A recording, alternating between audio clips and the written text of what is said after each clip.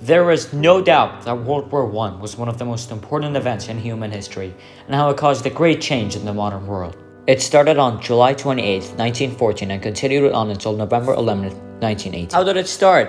The terror of Archduke Franz Ferdinand of Austria, the era of the Austrian throne by a group of Serbian nationalists on June 28, 1941, and the invasion of Belgium by the German Empire resulted in the start of World War I.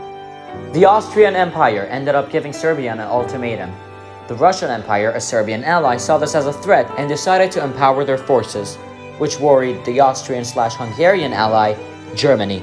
This fear resulted in Germany invading France, so France wouldn't be a problem in a future war against Russia. Now, to invade France, Germany had to cross Belgium, so they applied the famous Schlieffen Plan, invading Belgium. And this was just the beginning. The United Kingdom, Belgium's greatest ally, declared war on Germany. A few days after the invasion of Russian shores by the Ottomans on October 29, 1914, UK and France went to war with the Ottomans. The Allied nations, Italy, United Kingdom, the Russian Empire, Serbia, France, and the United States of America. Central powers,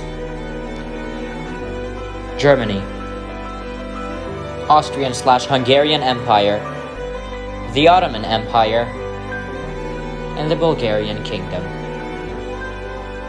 The Winter Battle of the Masurian Lakes, or the Second Masurian Battle in the middle of World War I, began on February 7, 1915, near the famous Masurian Lakes in Poland.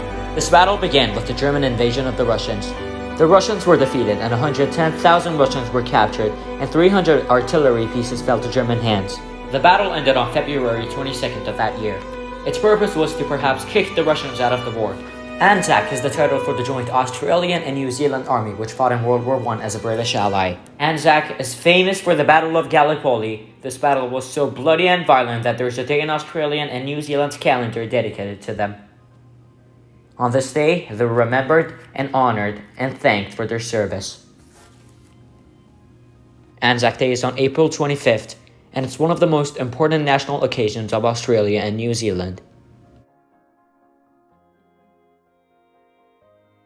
The Siege of Kut is one of the greatest battles of World War I, as it is part of the invasion of what is now known as Iraq. The forces of the battle were from two sides, on one hand the British, and on the other hand the Ottoman forces. This battle ended with the Turks coming out victorious and the British losing.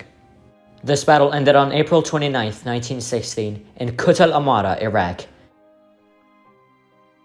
The Treaty of Versailles, signed on June 28, 1919, at the Palace of Versailles on the outskirts of Paris, officially ended the Great War. The provisions of the treaty were regulated in 440 articles and 15 sections. This treaty blamed Germany for starting the war and the damage to the Allies, and it imposed many unprecedented reparations on the country. All German warships and merchant ships should be given to England and France. Germany was pressured to build ships for the Allied nations.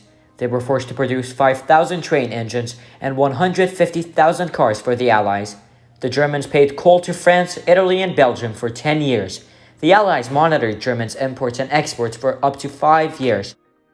The German region of Saarland was mined by France for 5 years. Germany was deprived of the right to submarines. They were also deprived of an air force. After the Great War, the German Navy was limited to 6 warships and very few torpedoes. Casualties. The total number of casualties in World War I were up to 41 million. 20 million deaths and 21 million wounded. 9.7 million of the deaths were personnel and 10 million were civilians. Thank you for watching.